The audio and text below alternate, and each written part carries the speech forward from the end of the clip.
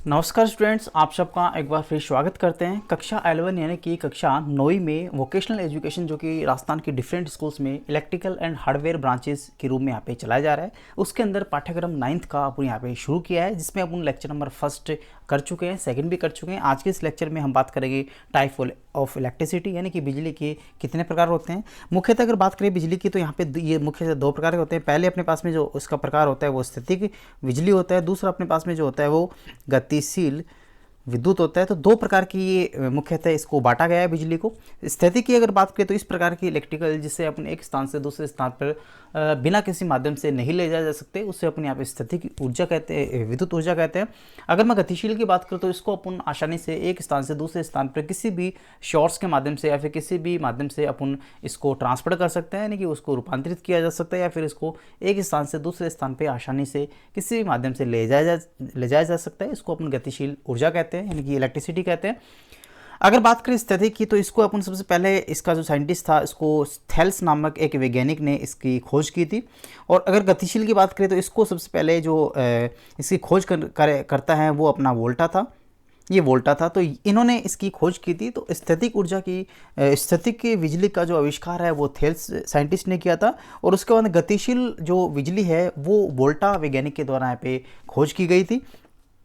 आगे बात करते हैं स्थैतिक बिजली के बारे में। मैंने आपको बेसिकली बता दिया, सामग्री परमाणु से बनी होती है। परमाणु विद्युत की दृष्टि से उदासीन होता है क्योंकि इसमें समान संख्या में धनात्मक और ऋणात्मक पाए जाते हैं। यानी कि आपने कभी भी एक परमाणु अगर देखा होगा, यानी कि एटम जिसे कहते हैं, तो एक परमाणु में यहाँ पे एक न्यूक्लियस होता है और इस न्यूक्लियस में प्रोटॉन और आपका न्यूट्रॉन होते हैं। और यहाँ पे इसके चारों तरफ जो चक्कर लगाता है वो आपका इलेक्ट्रॉन होता है, जो कि फ्री कंडीशन में यहाँ पे घूमता रहता है। तो यहाँ पे इलेक्ट्रॉन्स पे नेगेटिव चार्ज होता है, इस पे प्रोटॉन पे पॉजिटिव चार्ज होता है। इस प्रकार से ये जो परमाणु है वो आपका उदासीन होता है। तो इसमें पॉजिटिव यानी कि धनात्मक और ऋणात्मक की संख्या बराबर होने से इसको आवेशित कहते हैं, यानी कि उदासीन कहा जाता है। और यहाँ पे अगर बात करें तो इसमें इलेक्ट्रॉन्स पे जो चार्ज होता है वो नेगेटिव होता है और इसके बाद में जो प्रोटॉन पे चार्ज होता है वो पॉजिटिव होता है। जब इलेक्ट्रॉन एक बिंदु से दूसरे बिंदु पर नहीं जा पाता तो इस प्रकार की विद्युत को आप लोग यहाँ पे स्थैतिक विद्युत कहते हैं। इसको आप आसानी से अगर बात करें इसके एग्जांपल्स की तो इलेक्ट्रिकल सेल्स हो सकते हैं, जो कि बैटरी हो सकती है। इसमें आप इस प्रकार की ऊर्जा को संग्रहित कर सकते हैं। नेक्स्ट अगर बात करें तो अब गतिशील या फिर करंट बिजली की बात करेंगे तो इसमें अपन तार कंडक्टर के माध्यम से या फिर चालकों के माध्यम से एक स्थान से दूसरे स्थान पे आसानी से नंबर ऑफ इलेक्ट्रॉन्स को पहुंचाया जा सकता है। यानी कि इस प्रकार की विद्युत को आप एक स्थान से दूसरे स्थान पर चालक के माध्यम से या फिर कंडक्टर के माध्यम से उसको पहुंचा सकते हैं या फिर उसको भेज सकते हैं, जिसमें इलेक्ट्रॉन्स के प्रवाह के कारण यहाँ पे संभव हो सकता है। इलेक्ट्रॉन गतिशील अवस्था में होते हैं, जो कि बिजली को गतिशील या फिर करंट बिजली भी कहते हैं।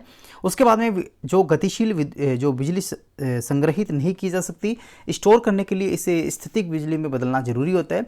यानी कि आप गतिशील जो अपने पास में बिजली होती है उसको अपन स्टोर नहीं कर सकते, क्योंकि वो कंडक्टर के माध्यम से इलेक्ट्रॉन्स को फ्लो कर सकता है one place to the another place. लेकिन आप उसको अगर आपको स्टोर करना है, अगर आपको इसको संग्रहित करना है, तो आपको वापस इसको स्थैतिक बिजली का यहाँ पे आपको यूज़ करना होगा। अगर बात करें टाइप्स मात्राओं की इलेक्ट्रिकल क्वांटिटीज़ की, तो सबसे पहले अपने इलेक्ट्रिकल क्वांटिटीज़ की बात करें तो 7 प्रकार की इलेक्ट्रिकल क्वांटिटी आपको यहाँ पे देखने को मिलती है, जो कि आप फंडामेंटल या फिर आप कह सकते हो मूलभूत राशि उनको कहते हैं। अगर मैं उनकी अगर बात करें तो आप इसको शॉर्टकट में याद कर सकते हो, MM, LL, T और A। इससे आप लोग यहाँ पे इसको याद कर सकते हो। M मतलब होता है मास, यानी कि आपका द्रव्यमान, और M मतलब होता है आपका मीटर, यानी कि लंबाई। उसके बाद में आपका लाइट, उसके बाद में आपका ये आपका टाइम हो गया, ये आपका इंटेंसिटी हो गया, ये आपका करंट हो गया। तो इसके कुछ बेसिक टाइप्स से अपन देख लेते हैं। अगर बात करें मात्रा की तो सबसे पहले करंट है, जिसको आप लोग कैपिटल आई से इसको प्रदर्शित करते हैं। और इसकी मात्रा की अगर बात करें, इकाई की बात करें, तो एम्पियर से इसको लिखा जाता है, जिसका आप कैपिटल ए से भी लिखते हैं। वोल्टेज की बात करें तो कैपिटल वी से इसको प्रदर्शित किया जाता है और इसको अपन इसके मात्रा को वोल्ट, यानी कि इसकी इकाई क्या होती है वोल्ट होगी, यहाँ पे हिंदी में लिखा हुआ है। नेक्स्ट प्रतिरोध की बात करें तो इसको बड़े आर से लिखा जाता है और उसके बाद में इसकी मात्रक जो होता है वो ओम होता है। नेक्स्ट अगर बात करें तो इसके कुछ और भी आप लोग देख सकते हो, कुछ यूनिट्स की, जैसे पावर हो गया, वो यहाँ पे लिखी हुई नहीं है, तो पावर को आप लोग वॉट के नाम से लिखते हो इसकी मात्रक को।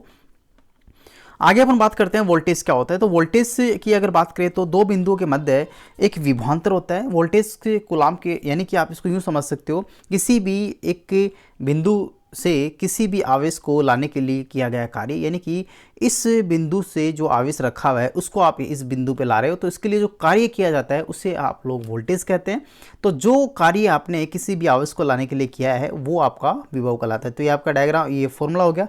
तो आप इसको कुछ इस प्रकार से लिख सकते हो, V मतलब वोल्टेज, उसके बाद में कोई भी कार्य आपने किया किसके लिए, किसी आवेश को लाने के लिए आपने जो कार्य किया है उसे ही विभव कहते हैं। जैसे आप लोग ही मान लीजिए कि अपन किसी बस स्टैंड पे आप जा रहे हैं और बस स्टैंड से आपने 5 किलो केले लिए और केले को वापस घर लेके आए, तो वो आपने जो काम किया है वो आपका विभव कहलाएगा।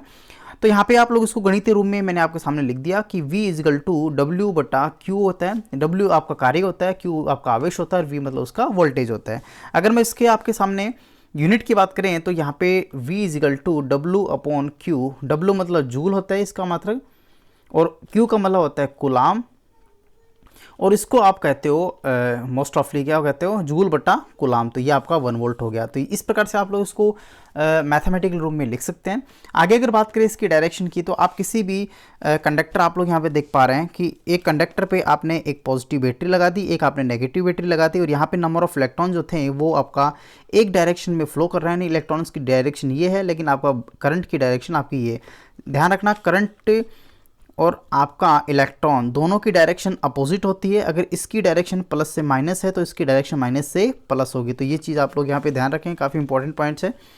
आगे अपन चलते हैं। इसके लिए कुछ बेसिकली आप लोग यहाँ पे स्क्रीन पे देख पा रहे हैं कि सबसे पहले अपन यहाँ पे डीजल AC वोल्टेज जनरेटर हो गया। उसके बाद में ट्रक में DC वोल्टेज सोर्स के लिए एक बैटरी सोर्स हो गया। नेक्स्ट अगर बात करें तो आपके पास में एक एग्जाम्पल के द्वारा मैं आपको समझा देता हूँ। अगर मान लीजिए कि ये पॉइंट्स आपका है और इस पॉइंट्स पे आपके पास में 2 कूलाम चार्ज रखा हुआ है, और यहाँ पे इस कूलाम को यहाँ तक इस बिंदु से लाने के लिए कितना कार्य किया जाएगा, और यहाँ पे जो वोल्टेज आपने लगाया है वो 12 वोल्ट लगाया है। तो आपके पास में फॉर्मूला है तो आपके पास में V इजिकल टू डब्ल्यू बटा क्यू, ये फॉर्मूला होता है। आपको क्या निकालना है, वर्क निकालना है। तो आप वर्क को ऐसे लिखिए और इसको V क्यू यानी कि इसको पक्षांतर कर दीजिएगा। तो यहाँ पे आपके पास में W equal to V Q, आपके पास फॉर्मूला, एक मिनट में वापस लिख देता हूँ। W इजिकल टू V और Q आपका फॉर्मूला बन गया, ठीक है।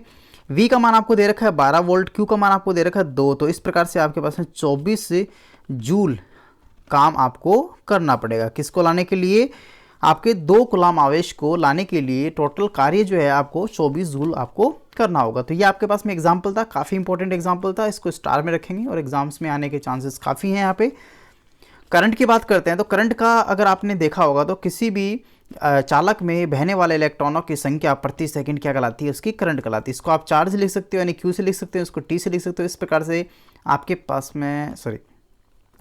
में Q बटा T इसका फॉर्मूला हो जाता है। तो यहाँ पे आप लोग देख सकते हो विद्युत आवेश के प्रवाह को इलेक्ट्रिक करंट कहते हैं। जो इलेक्ट्रॉन चार्ज युक्त ये होते हैं और इलेक्ट्रॉन एक स्थान से दूसरे स्थान पर ले जाए जा सकते हैं। चलते हुए इलेक्ट्रॉनों की संख्या अधिक आवेशित उत्पन्न करती है। एक स्थान से दूसरे स्थान पर प्रवाहित होने वाले विद्युत धारा की मात्रा यहाँ पे निर्धारित की गई है, जिसमें आप लोग यहाँ पे करंट से इसको लिखते हो। I बराबर है फ्लो ऑफ चार्ज, यानी कि जो आवेश प्रवाहित हो रहे हैं प्रति समय में उसको आप क्या कहते हो, करंट कहते हो।